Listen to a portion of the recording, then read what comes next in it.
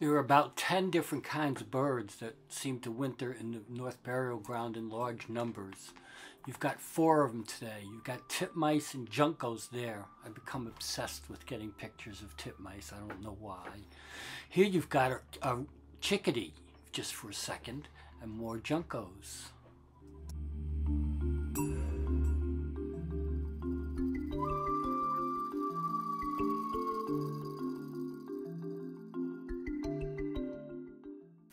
The titmice seem to hang out in the tree, come down to the ground, pick up something, and head back up into the tree real quick.